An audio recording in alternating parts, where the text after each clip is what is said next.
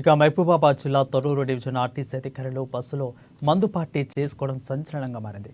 వారి దావత్ ఇప్పుడు చర్చనీయాంశమైంది. ఆర్టీసీ బస్సులో వెనుక సీట్లలో కూర్చొని ముందు దానికి మంచం కోసం ముక్క, మరో పక్క ఆటపాటలతో జాలీగా జర్నీ చేశారు. మొన్న TGS RTC JC chairman Eduri Venkanna పిలుపుతో హైదరాబాద్ ఇందిరా పార్క్ వద్ద ఆర్టీసీని ప్రభుత్వంలో విలీనం చేయాలని ధర్నా చేశారు. తొర్రూరు డిపో నుండి 10 మంది ఆర్టీసీ అధికారులు ధర్నాలో పాల్గొన్నారు.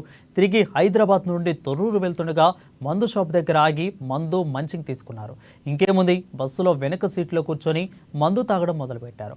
వారితో పాటు బస్సు కండక్టర్ కూడా మందు తాగడం ప్రయాణికులను ఆగ్రహానికి గురి చేసింది. ఇక బస్సులోని ప్రయాణికులకు మందు వాసన రావడంతో అందులో ఒక వ్యక్తి లేచి బస్సులో చిన్నపిల్లలున్నారని, ఇలా బస్సులో తాగడం సరికాదని ప్రశ్నిస్తే ప్రయాణికులపైనే కండక్టర్ ఆగ్రహం వ్యక్తం చేశారు.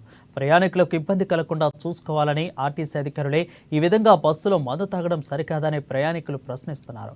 ప్రయాణికులను సురక్షితంగా గమ్యానికి చేర్చాల్సిన ఆర్టీసీ అధికారులే బస్సులో మందు తాగడంపై ప్రయాణికులు అసహనం వ్యక్తం చేస్తున్నారు. సంబంధిత అధికారులు స్పందించి ఆ మందుపాబు అధికారులను సస్పెండ్ చేయాలని డిమాండ్ చేస్తున్నారు.